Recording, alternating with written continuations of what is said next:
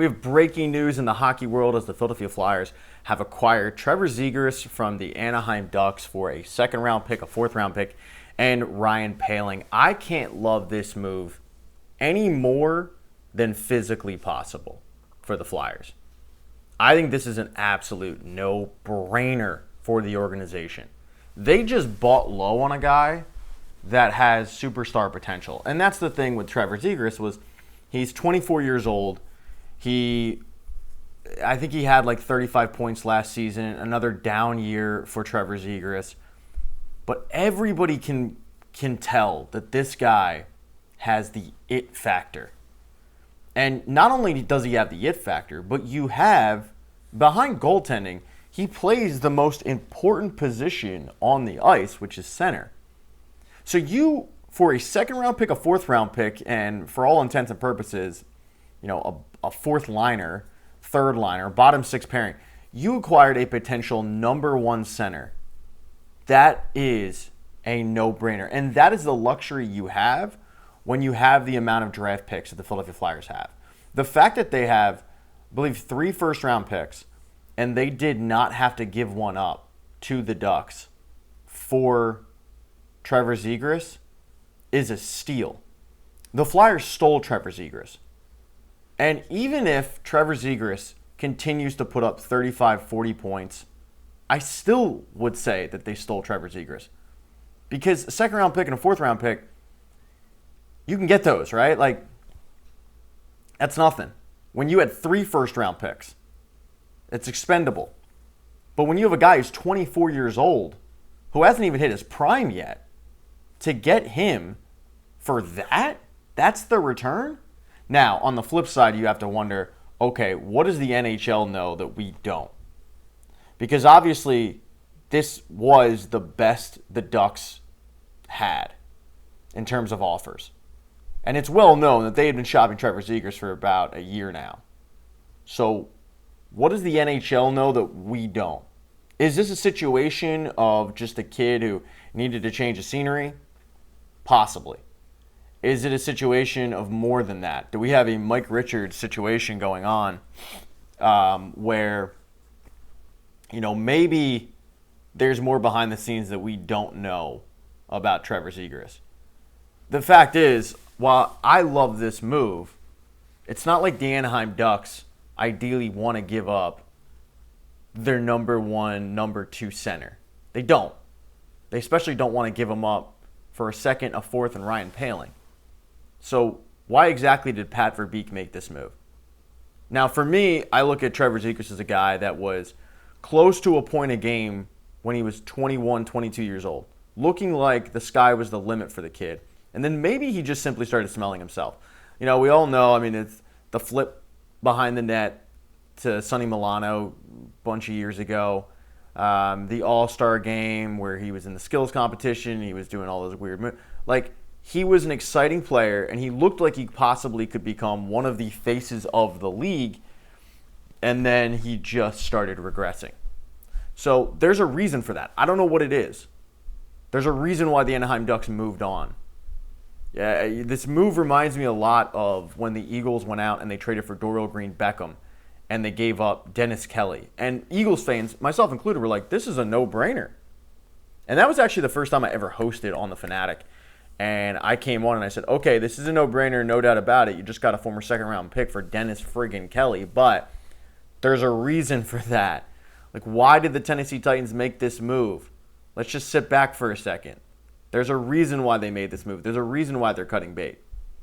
Now, on the flip side, Dorial Green-Beckham did not work out for the Eagles. I would still make that move. Dennis Kelly ended up becoming really good depth and a starter for the Tennessee Titans for a little bit there. I would still make that move. I'd still take the risk. And that's why I say the Philadelphia Flyers have won this trade. Whether Trevor Zegrass regains his form or not, I think they still won this trade. I just think this is an absolute no-brainer for the team. Especially with the Sean Couturier situation, where Sean Couturier, bless his heart, is kind of a shell of himself at this point. The injuries have taken a toll. He was your number one center. You need an influx. Every team is seemingly looking for what Trevor Zegrass can possibly provide. A number one center that's going to put up more than a point a game. You know, and for the Flyers to get this guy for a second and a fourth and Ryan Poehling and still keep all of their first-round picks, Danny Briere and Keith Jones stole them. They stole them. The pick's 45. I haven't looked it up yet. That might actually be the pick that they acquired when they dealt Cutter Gauthier to the Ducks and got Jamie Drysdale. They got Jamie Drysdale in the second-round pick. So essentially, if that is the pick, essentially you've got Cutter Gauthier and Cutter Gauthier for Jamie Drysdale and Trevor Zegras. And that is a pretty good haul if Cutter Gauthier, which it looks like he's going to, amounts to what Flyers fans thought Cutter Gauthier was going to be, which is close to a 35, 40-goal scorer. His first year he put up 20. He looked really good. If you can possibly get two guys and you're buying low on them, and Jamie Drysdale, which they did, they bought low on him, and if he can eventually become that number one defenseman on the power play, and you can get Trevor Zegras back to form, then this is the steal of, I won't say the century, that's overused, but it's a hell of a steal. So good on Danny Briere, good on Keith Jones. What do you guys think of the trade? Comment down below. You guys know where the buttons are, the subscribe, the like, the dislike, all of that. I'm actually making pancakes, and I burnt the hell out of one, so I'm going to go get that now. Well, I hope, Adam Silver, I hope you're happy with yourself. You got what you wanted. You got Sam Presti a championship. On the surface, that is the dumbest statement in the world, because it's not like Adam Silver wants the Oklahoma City Thunder to win an NBA championship ever. There are just some markets he does not want to win. Oklahoma City, Charlotte, you know the ones. So it's not like he was begging for Oklahoma City to have this incredible run that ends in an NBA championship. He, like every commissioner in sports, wants the big ones to win. New York, LA. What I mean by that is I sit here and I watch over on my TV, Adam Silver and his worm head get down there, is Sam Presti was allowed to run after Sam Hinkie walked. And it amazes me. As a Sixers fan, this irks the hell out of me. Because I watched the process from beginning to end. I watched Sam Hinkie start it, and I watched Sam Hinkie be forced out. I think a lot of times we do forget he left on his own, but he left on his own because his power was taken away from him. And why was his power taken away from him? Because Adam Silver didn't like the look for the NBA that Sam Hinkie was projecting. So he called up Josh Harris and he said, "This has got to stop. I'm going to force upon you a 60-year-plus NBA vet that has never won a championship. His name's Jerry Colangelo. And what he's going to do is he is going to bring in his son. There will be no other interviews. It's the only time in sports I can ever remember there was a GM opening and there was one interview. Hey, Jerry, who are we interviewing for this GM job? My son, Brian. Okay, Brian. Anybody else? Like, anybody? Nah, it's just Brian. That's what happened. And we saw what Brian Colangelo did. We saw him pass on some really, really good players to draft the TLCs of the world, to do the Euro stashes that never came over, never panned out. But Chechnich kid, we saw him trade up for Markelle Fultz. I'm not going to blame him on that because I think history forgets that there weren't many Sixers fans clamoring for Jason Tatum at the time. I was working in sports radio. I took the calls for, 3% of calls were, hey, why don't we look at this Jason Tatum kid? Everybody else was like, Markelle Fultz is the guy. So I can't really blame Colangelo on that. Nobody was banking on Markelle Fultz losing his shot during an off-season workout. Nobody was banking on Ben Simmons forgetting how to play basketball and never regaining his form ever again because of a mental block. You're not banking on those things. They happen. I get it. But the fact is, Sam Presti was allowed to cook. He was allowed to do what Sam Hinkie did. Sam Hinkie realized, this is not rocket science. I don't need a math degree to realize that in order to win a championship, you need really good players. What's the best way to get the really good players? Be high at the draft. How do you get to be a high pick at the draft, you got to lose games. We're going to compile a bad roster for a few years. We're going to lose a lot of games. We're going to hopefully, and that's the key, hopefully get some generational talent, and then we will compete for a championship. Did it work? No, hasn't worked yet. Some would argue the process is done. Some would argue the process is still continuing because of Joel Embiid, because you got the crown jewel. You got the 7'2" unicorn. And we all know that Joel Embiid goes, or the Sixers go as Joel Embiid goes. If Joel Embiid is healthy, the Sixers will be good. If Joel Embiid is injured, the Sixers have no shot. I think that gets lost in all of this. You take the best player off any team. You take Tatum off the Celtics. You take Giannis off the Bucks. You take Shea off of Oklahoma City. We saw what happened with Tyrese Halliburton tonight. You take those guys off, you're not going to win. So the idea that a Sixers roster with a banged-up Joel Embiid, even going at 50%, they were never going to win. And I was blinded by it. I thought eventually he would get healthy. He didn't this past season. He didn't get healthy. But if he comes into next season and he's healthy, and maybe that's a fool's errand on my part, like maybe that is just naivete to think that Joel Embiid, a guy who's never been healthy, would finally get healthy. But if he does, if he is healthy, they're going to go far. But the idea that Sam Hinkie was not allowed to complete the process because the NBA was embarrassed, I guess, but Sam Presti was allowed to do the same thing is annoying to me. Very, very annoying. I'm not here to tell you that if Sam Hinkie were allowed to complete the process, it's the Sixers tonight instead of the Oklahoma City Thunder. I have no idea. You know? And credit to Sam Presti. Like, he maneuvered that Paul George trade better than anyone could have imagined. You get an MVP in Shea in that trade. Like, credit to him. I don't know how many people, when that trade went down, saw an MVP candidate in Shea, but they got one. You end up losing, though, a lot of games, and what do? You get Chet Holmgren, his running mate. You end up getting an undrafted free agent, Lou Dort, who's this shutdown defensive player. And why were you able to get him? Because you were losing on purpose, so your team was so bad you were able to take some chances with guys that were undrafted. Just like the Sixers were able to take chances with guys like TJ McConnell, who were undrafted. Because at that point, winning it didn't matter. So it just annoys me that I'm looking at Sam Presti ready to accept an NBA championship from that alien. And I can't help but think, man, that could be the Sixers. It could have been. But it wasn't allowed. Because for one half a season, he was mad that the Sixers started out the season without a point guard. He was mad the Sixers were just accumulating assets and draft picks and trying to maneuver the situation, and they didn't really care about winning games. In fact, they wanted to do the opposite. They wanted to lose games, and they wanted to identify talent. It's just annoying. I do believe the Sixers are in for a much better season next year. Once again, might be naivete. I think that with a healthy roster, and that's the biggest key to all of this, but with a healthy roster, if you have a healthy Joel Embiid, a healthy Paul George, a healthy Tyrese Maxey, I mean, take Paul George out of it too. If you just have a healthy Tyrese Maxey and a healthy Joel Embiid, team's going to be pretty good. Team's going to go far. You were able to, get some key players. Let's see if Yabu comes back. I would expect a lot of the guys that had options to opt back in.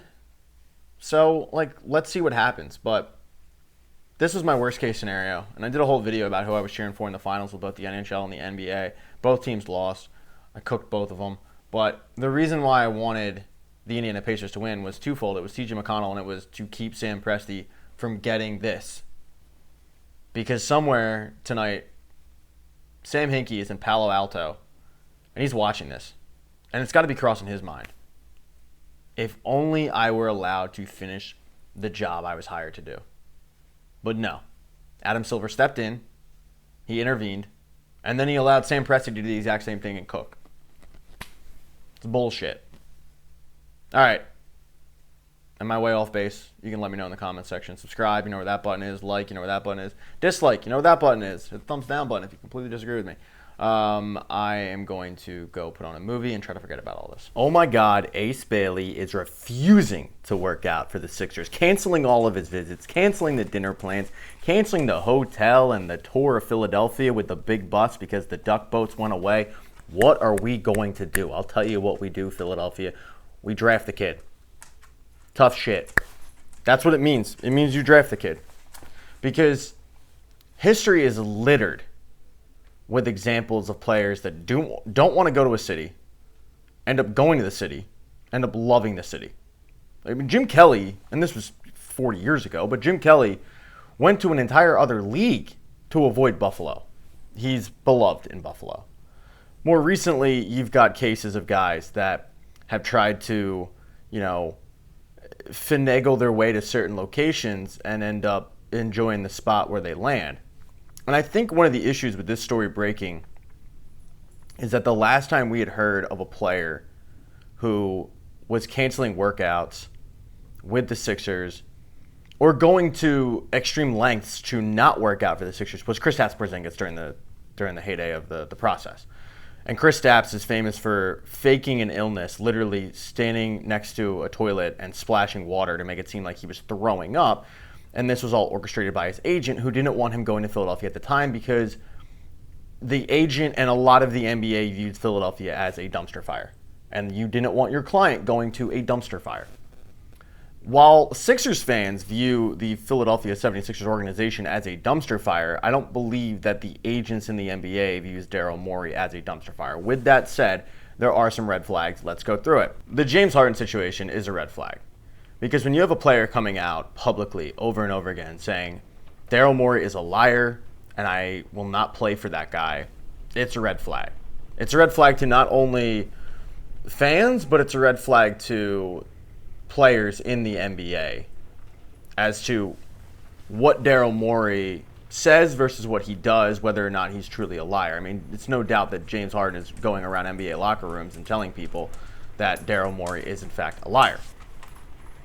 Then you've got the Patrick Beverley situation, which was not only his side of the story, but also corroborated by, I think, Marcus Morris, who claimed that he was right there when he heard Daryl Morey tell Patrick Beverley, I'm not trading you, and a day later he was off to Milwaukee. That is a red flag. Because now you've got a GM who will tell you one thing, but he's on record as doing the exact opposite and having really no care at all about whether or not a player and its feelings are hurt.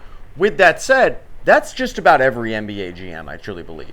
Like, at the end of the day, you can say, I'm not going to trade you, but if you were offered something of substantial value, you are going to trade that player. It doesn't matter. Not everybody is going to be Larry Brown when it comes to keeping a promise, which is ironic because we rip Larry Brown for keeping said promise with Larry Hughes in the draft when Paul Pierce is sitting there. How do you not just go back on your promise? So you can't really have it both ways. I think Daryl Morey, in the way that he's handled it, like, did the Sixers benefit from trading Patrick Beverley and getting, God, I can picture him, Cam Payne, hit the thumbs down for that. It took way too long for me to remember. I knew it was Cam or something. Cam Payne in a second-round pick. I don't think it was that big of a swing, and obviously they ended up losing in the first round anyway, so it didn't really matter at the end of the day. But that's an example of, like, hey, Daryl, you told the guy you weren't going to trade him. I know you're getting offered a second-round pick in campaign, but, like, at the end of the day, is that really going to matter? I don't know. Maybe this is why I'm not a GM. The point of this whole video, though, is to say it doesn't matter what Ace Bailey wants. It doesn't. Because Ace Bailey is likely to be there at pick number 3. And the Sixers have pick number 3. So I don't really care what a 19-year-old kid wants or where he wants to go or whatnot. Like, do you think Zion Williamson wanted to go to New Orleans? Doubtful. He ended up in New Orleans. You think Cooper Flagg wants to go to San Antonio, Texas? Doubtful. Guess where he's going? Like, it doesn't matter where these kids want to go. Because they're 19, they don't know any better. They're being pushed in a direction by an agent, which is fine. Maybe this is something to do with the fact that he wanted promises, certain reassurances that I will be drafted number 3. And the Sixers obviously aren't going to give that because, by all accounts, it's kind of a 2-player draft. He's like the 2A, if you will. Like, he's on, like, if you want to say it's a 3-player draft, that's fine. But he's got a lot of questions about his game. But if he wanted assurances the Sixers didn't want to give him, okay, good. Like, I don't want to give this kid assurances, and then all of a sudden you fall in love with somebody else, and then you don't end up taking this kid, and it sullies your relationship with the agent who's been basically telling all of his clients, yeah, he's going 3. I'm fine with that. I'm fine with you not giving assurances to a kid during a workout. Maybe it has something to do with the fact that he heard that VJ Edgecombe's workout wasn't great. Like, I was told he had a really bad shooting performance during that workout. So if you're sitting there and you're him and you're like, all right, well, what's the point of working out anyway? You know, my main competition in Edgecombe, I already had a bad workout. How am I going to improve myself during my workout? They know what I can do. They have the tape. If me and Edgecombe were 1A, 1B, and he has a bad workout, well, now it's just 1, right? So maybe it had something to do with it. At the end of the day, I don't really care, and I'm not concerned about it at all.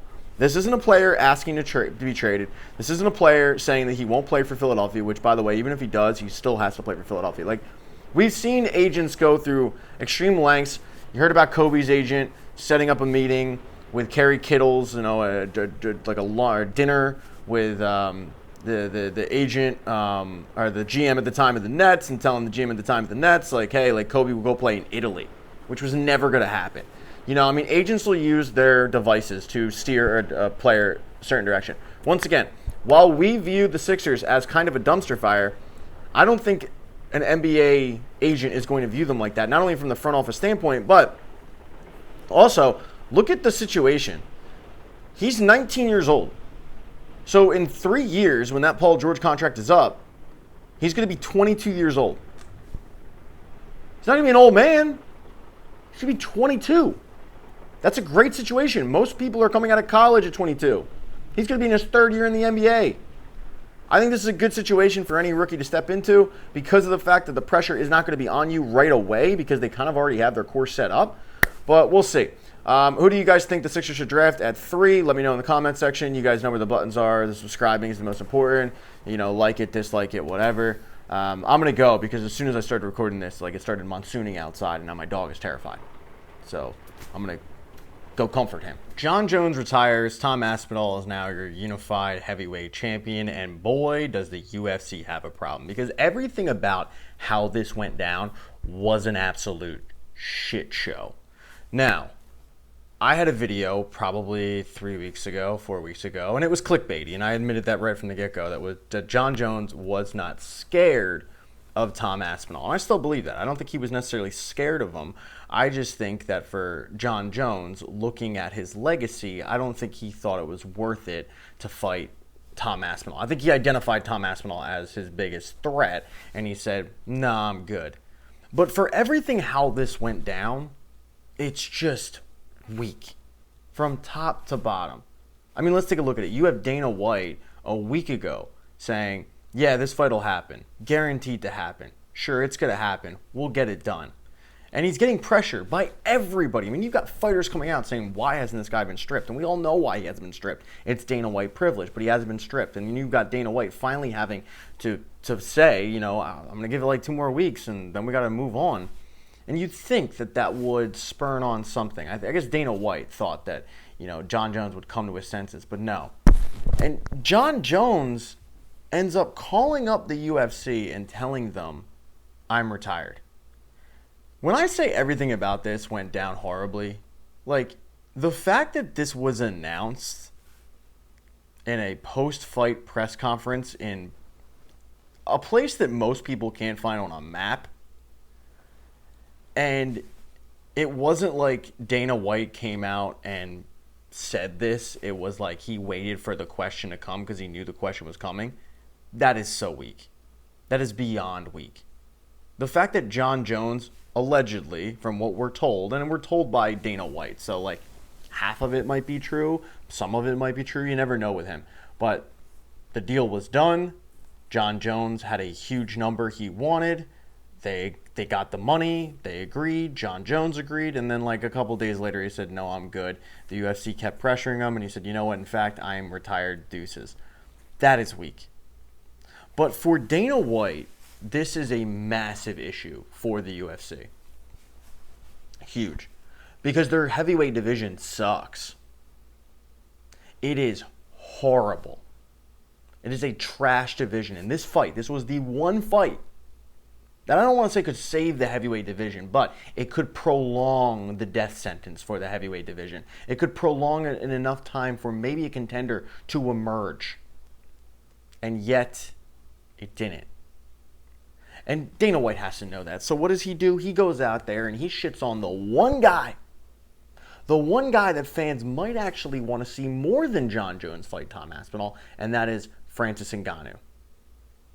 Francis Ngannou, the guy that didn't lose to Jon Jones.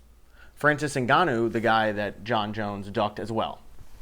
Francis Ngannou, the guy that was the heavyweight champion, contract ran up, he wanted a raise. The UFC said, no, we've got Jon Jones coming to heavyweight. We don't need you anymore. And Francis said, okay, I'm going to go box. I'm going to make way more money than you guys could ever give me. And then I'm going to, just beat up tomato cans in the PFL for, once again, way more money. For Dana White to come out and shit all over Francis Ngannou, dude, have you lost your mind? What he should have done was been hyping up Francis Ngannou instead of shitting all over any idea that Francis would ever come back. Francis Ngannou is not Mo Makayev. Dana, you need Francis Ngannou. You need that guy. Because when you look at your top of the heavyweight division, it is bad, my man. Alexander Volkanovski, not Alexander Volkanovski. Alexander Volkov is ranked third in your heavyweight division. Think about that. A journeyman, poor man's Drago, who Tom Aspinall, by the way, has already beaten, is ranked third.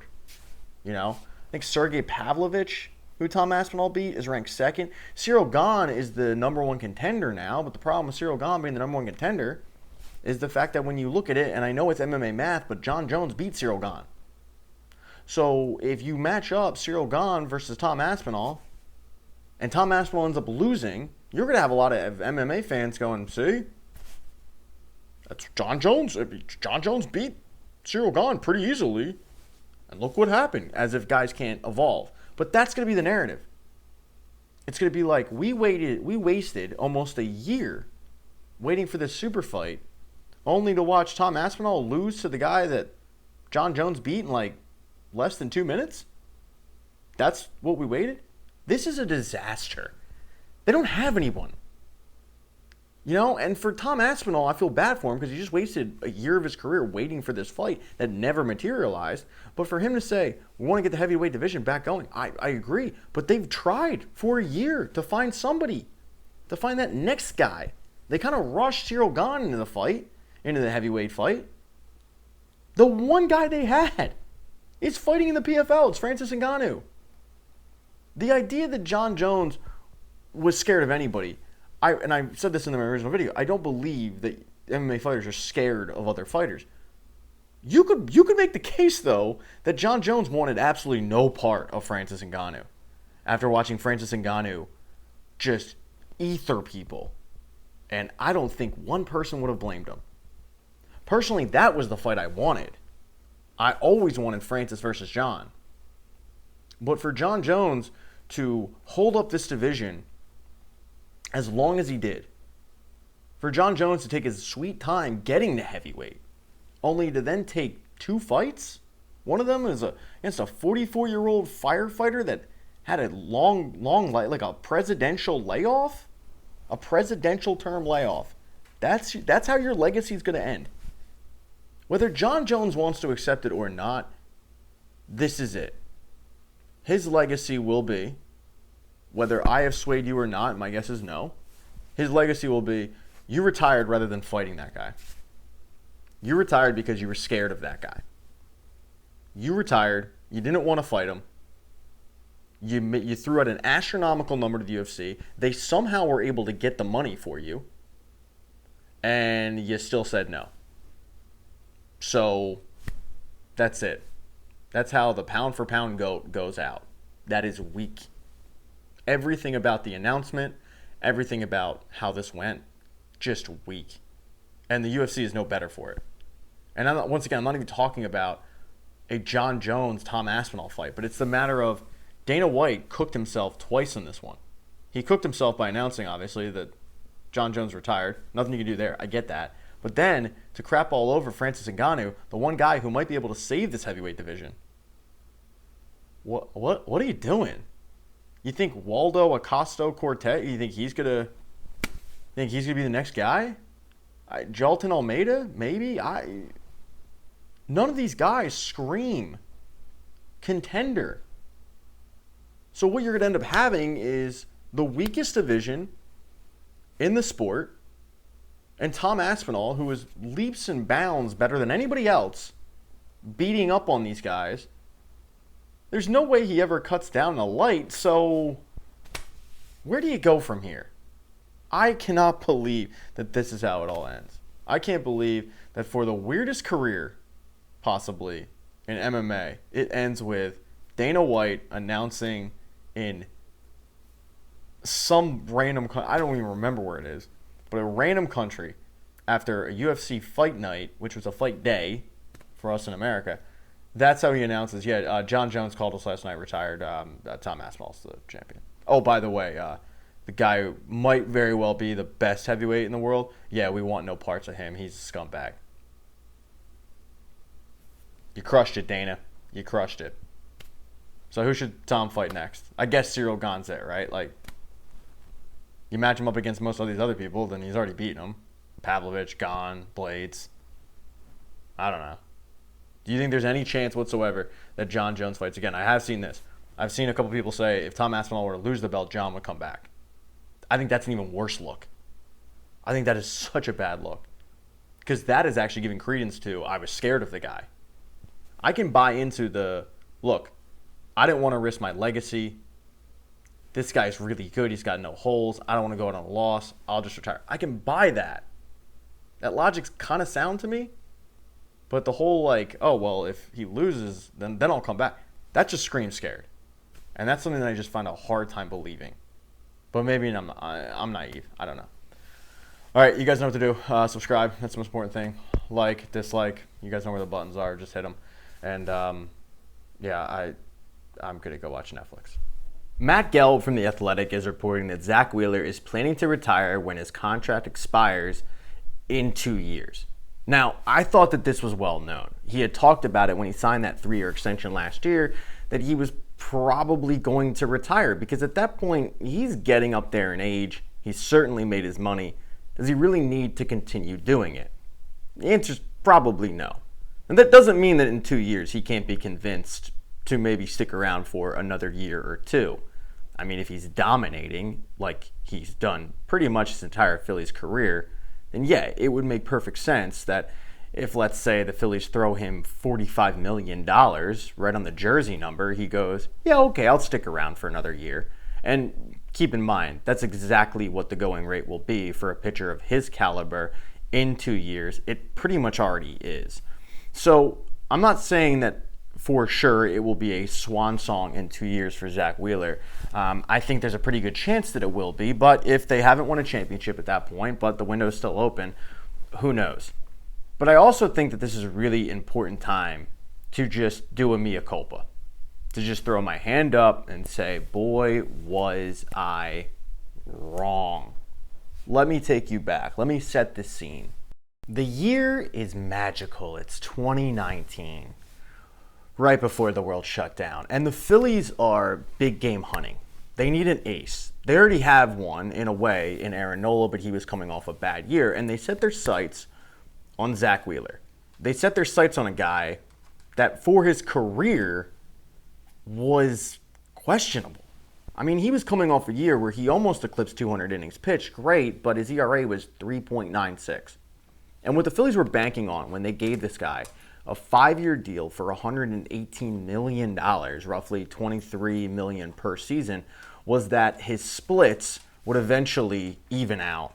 And instead of sucking for half a season and being dominant for half a season, he would just be dominant for a full season. And I'm sitting there on sports radio in Philadelphia lamenting the fact that we just gave this guy $100 million plus. I can't believe it. I think that this is going to backfire. I think that Zack Wheeler is going to be exactly what he had been at that point in his career, which was kind of a mediocre pitcher who at times had shown that he was a very good pitcher, but it was fleeting. It would be a flash here and a flash there. And look, to my defense, his ERA with the Mets was 3.77. And as you hear my dog in the background, my dog chooses to like walk around when I start to make the video. I'm sitting on the couch for 20 minutes, doesn't move around. I get up to make a video, all of a sudden J-Roll's just like popping around because he wants camera time. So for his Mets career, it had been questionable. He had shown flashes of why he was drafted 6th overall, but for the most part, like he was pitcher. He was okay, like he was fine. But was he $100 million good? I didn't think so. This is a prime example. Pat doesn't know ball, all right? Because all Zack Wheeler has done since being a Phillies uniform is absolutely dominate. Dominate. To the tune of, let's take a look. A 2.92 ERA. His worst year as a Philly was, where's the ERA? His worst year as a Philly was 2023, where he had a 3.61. 2023. 3.61. If you had told me when they signed Zack Wheeler for $100+ million that his ERA would be 3.61, I'd go like, okay, hey, I'll take that. Yeah, all right, I'll take 3.61. But instead, that's his worst year. Because in his Phillies career, he has been nothing short of arguably one of the top 4 pitchers in organization history, to the tune of a 2.92 ERA in 6 seasons. He finished in the AL Cy Young Award, voting 2nd in 2024.